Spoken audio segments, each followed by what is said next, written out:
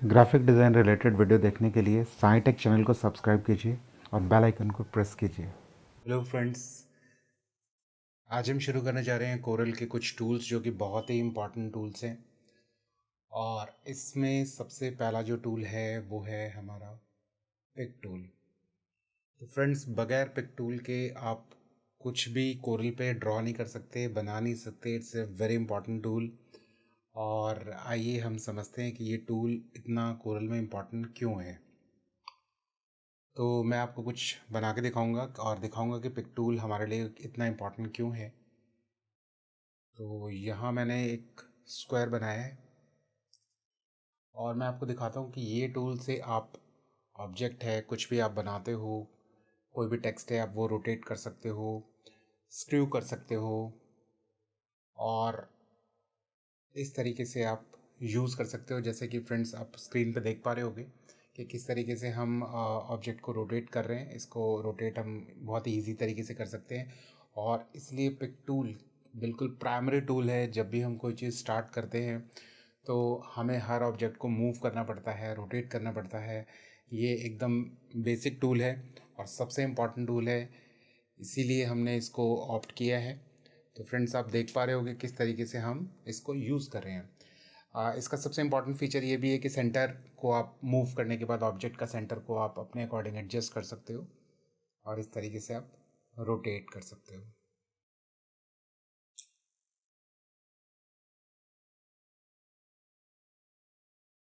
Friends, आपने देखा कि पिक टूल कितना इम्पॉर्टेंट टूल है और हमें हर स्टेप पे पिक टूल की ज़रूरत होती है। तो ये बहुत ही इम्पॉर्टेंट है। सेकेंड टूल जो है हमारा है शेप टूल।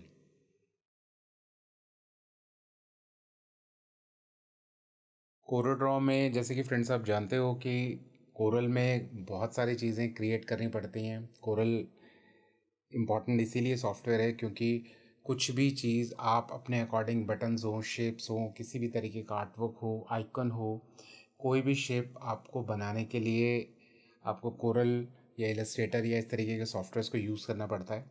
तो इसीलिए शेप टूल इतना इम्पॉर्टेंट इसीलिए है क्योंकि इस टूल की हेल्प के बगैर आप कोई भी नई शेप या नई कोई भी फॉर्म जो है वो क्रिएट नहीं कर पाओगे।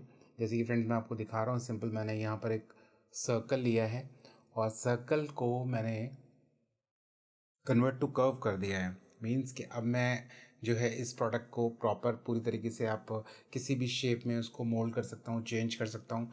और आप फ्रेंड्स देख पा रहे हो कि किसी भी शेप को, इधर आप लाइन लें या स्क्वायर लें, सर्कल लें, आपको किसी भी शेप में आप इसको इजीली कन्वर्ट कर पाएंगे। और फ्रेंड्स, इसलिए ये टूल बहुत ही इंपॉर्टेंट है। जब तक आप ये नहीं समझेंगे इस टूल को, तो आई डोंट थिंक कि आप कोरल पे अच्छे से काम कर पाएंगे। तो फ्रेंड्स, हम अगले टूल की तरफ आगे बढ़ते हैं जो है फ्री हैंड टूल। तो फ्रेंड्स, फ्री हैंड टूल इसलिए सबसे इम्पॉर्टेंट टूल है क्योंकि जैसे कि आपको नाम से ही पता चल रहा है कि ये एक फ्री हैंड टूल है। आपके पास जो कोरल के अंदर बेसिक शेप्स दी हुई होती हैं, इसके अलावा इनकेस अगर आपको कुछ नई शेप क्रिएट करनी है, कुछ कोई भी ऐसा आइकन या कोई भी शेप पे जो आपको काम करना है और बिल्कुल स्क्रैच से अगर आपको कोई शेप बनानी है, तो इसलिए हम इस फ्री हैंड टूल को यूज़ करते हैं। जैसे कि फ्रेंड्स, आप देख पा रहे हो, मैंने सिंपल फ्री हैंड टूल की हेल्प से एक नॉर्मली एक शेप बना दी है और उसी शेप को मैं कन्वर्ट कर रहा हूँ एक दूसरी शेप के अंदर, जिसके अंदर मैं नॉड्स कुछ एडिट करता हूँ। उसमें हम नॉड ऐड कर सकते हैं ताकि हम उस शेप को मैनिपुलेट कर सकें, चेंज कर सकें।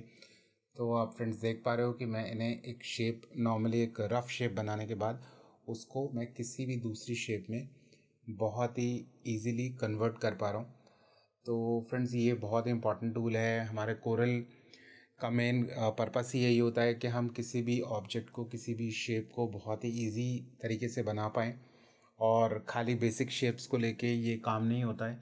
तो इसीलिए हमें फ्री हैंड टूल की ज़रूरत पड़ती है।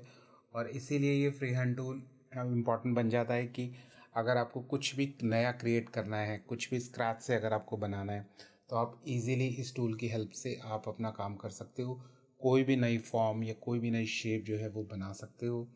तो फ्रेंड्स, आपने देखा कि मैंने एक बेसिक शेप बनाई थी और उसी बेसिक शेप को लेके मैंने एक काइट की एक फॉर्म जो मतलब मैंने बनाया है, ये एक बिल्कुल रफ एक ड्राइंग है, सिर्फ आप लोगों को समझाने के लिए कि फ्री हैंड टूल से हम किस तरीके का काम करते हैं और किस तरीके से हम एक नई शेप जो है वो उसको बना सकते हैं। तो दैट्स वाई ये बहुत ही इम्पॉर्टेंट टूल है और इस टूल को समझना बहुत ही ज़्यादा इम्पॉर्टेंट है। तो जितना ज़्यादा इस पे काम करेंगे, जितना आपको एक्सपीरियंस हो जाएगा इस टूल का, तो फ्रेंड्स आप देखेंगे किसी भी चीज़ को बनाना इसमें बहुत ही आसान है।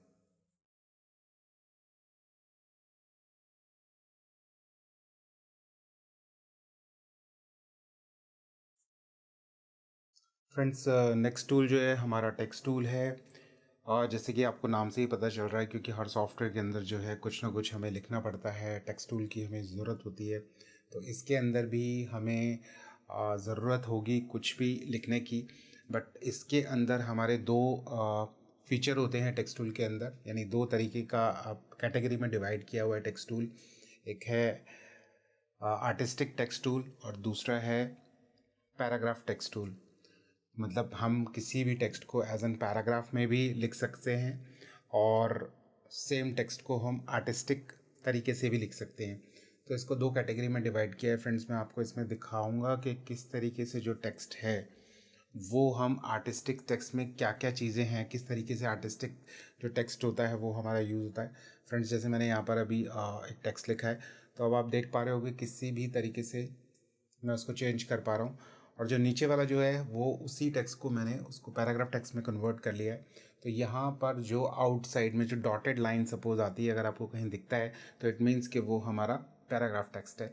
तो यहाँ हम मैगज़ीन के लिए या न्यूज़पेपर के लिए किसी भी जहाँ पर बहुत ही ज़्यादा आपको टेक्स्ट की ज़रूरत पड़ती है, तो वहाँ आप पैराग्राफ टेक्स्ट को आप यूज़ करोगे। और जो ऊपर जो सिंपल एक जो हमने साइंटेक्स्ट जो लिखा है, तो वो एक आर्टिस्टिक टेक्स्ट टूल है। इस टूल में आप पूरा अपना क्रिएटिव दिखा सकते हो, किसी भी तरीके का कलर इंटरेक्शन, कोई भी ग्रेडियंट आप यूज़ कर सकते हो या इसकी शेप आप चेंज कर सकते हो। जैसे कि फ्रेंड्स आप देख पा रहे हो, मैंने इसका कलर चेंज किया है और डिफरेंट तरीके के इफ़ेक्ट्स जो हैं वो मैं इस पर अप्लाई कर रहा हूँ। तो टेक्स्ट टूल को दो कैटेगरी में डिवाइड किया गया है। इंटरैक्टिव जो आपका आर्टिस्टिक टेक्स्ट है और दूसरा है आपका पैराग्राफ टेक्स्ट। तो फ्रेंड्स आप देख पा रहे हो कि मैंने इसके अंदर ग्रेडियंट डाला है और ग्रेडियंट डालने के बाद मैं इसमें ड्रॉप शेडो का भी यूज़ करूँगा ताकि ये थोड़ा सा डिफरेंट लगे। तो आई होप आपको टेक्स्ट टूल समझ आ गया होगा कि किस तरीके से टेक्स्ट टूल जो है वो हम कोरल में यूज़ करते हैं।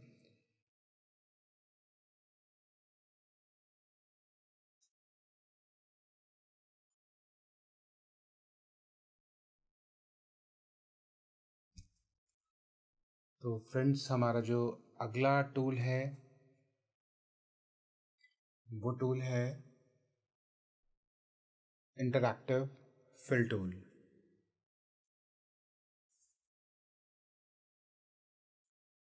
तो फ्रेंड्स, ये आपको नाम से भी थोड़ा समझ आ रहा होगा कि ये इंटरैक्टिव फिल टूल है। इंटरैक्टिव फिल टूल को हम थोड़ा इजी तरीके से समझते हैं, जस्ट लाइक अ ग्रेडियंट। ये टूल है जिस तरीके के एक सिंपल आपने बहुत सारे ऑब्जेक्ट या एलिमेंट्स के अंदर देखा होगा कि किस तरीके से एक ऑब्जेक्ट के अंदर जो है वो ग्रेडियंट यूज़ किया जाता है। तो ये भी बहुत ही इंपॉर्टेंट यूज़ है। बहुत सारे ग्राफिक्स जो हम कोरल में बनाते हैं उसके अंदर इस टूल की बहुत ज़्यादा इंपॉर्टेंस है।